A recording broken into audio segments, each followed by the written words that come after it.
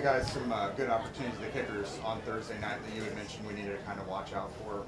What in these last couple of days have you how's the race between Spencer and Maddox kind of developing out? They're two talented young kickers. There's going to be some bumps in the road. We just got to keep pushing them forward. We're going to have those guys compete until somebody definitively shows himself to be the guy, and then we'll move to that person getting majority of the reps. So, every time we come out, they're kicking 3 times a week. We're trying to get the most work out of them we can when they are live to go. So we'll kick 10 to 12 balls as a full specialist unit on our own, where we can film and evaluate those kicks so we can get more data and ability to watch them. Then those days they're live, we'll get them out to kick in front of the whole team. Usually that's 3 to 6 kicks depending on the time in the day.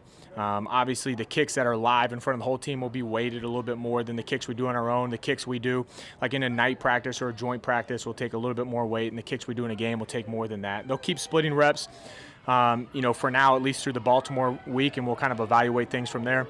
Overall, Spence is kicking 87%, so combined from on our own and then into practice.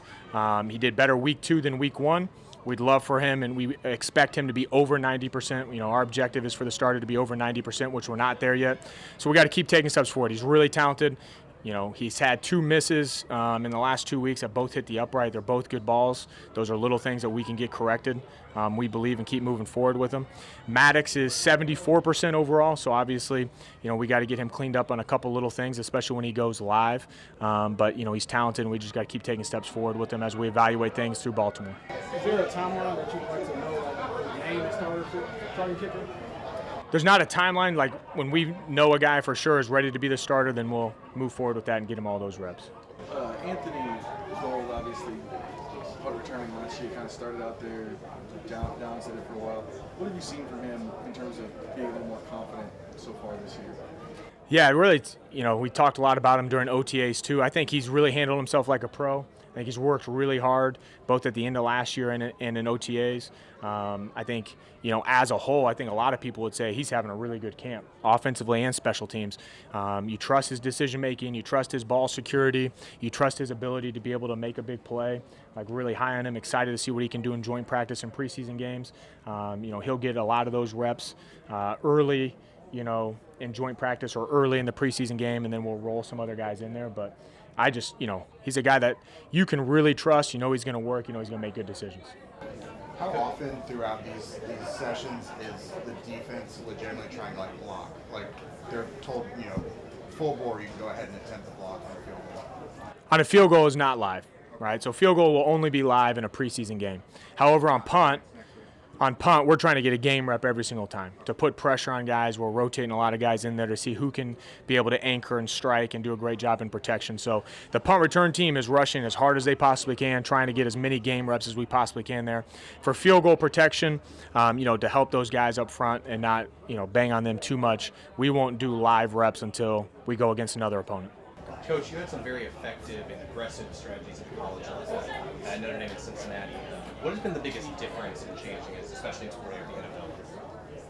I think there's a variety of changes. Obviously, the punt scheme as a whole is a change where everybody's doing a pro-style punt versus in college. There's different rules, so there's a variety of different ways that you can attack different punt schemes. Certainly in the NFL, every single week's the best versus the best. The best coach versus the best coach, the best talent versus the best talent. So certainly it comes a lot more to attacking matchups in the NFL versus there's a lot of different schemes, so you can attack some different schemes a little bit more in college.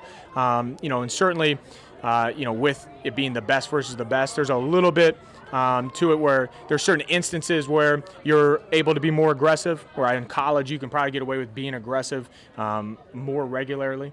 Whereas you're trying to generate a return, or you're in a position where you have to play a fake, or there's an option for a fake near midfield or fourth and medium, you have to do some different things in the NFL. Certainly it's harder to generate a return in the NFL because the gunners are so talented if you just single the gunners. So that in order to generate returns, you're going to have to be able to vice a gunner or stack somebody out to do that, which then makes you a little bit less aggressive as well. Whereas in college, you can kind of get away with not having to do that and still generate return yards. Was there a quality you're specifically looking for in a gunner? Gunner. So, yeah, the very first thing, they've got to be able to win at the line of scrimmage. So we're looking at somebody that's got a great release, great explosion and speed, and then somebody that's got physical and toughness that can be able to finish the play. Obviously, a total package, like an Ashton Doolin, a receiver who is strong, he's physical, he's got explosion, he's really good with releases being a receiver, but he's also got the ability to tackle. Usually DBs, because they have that ability to finish through and tackle, are also guys that are really good at it. But you would love, like, receivers who have also in their career played defense become very valuable there. Like if they played defense in high school or college and they have the ability to tackle and release would be the perfect combo.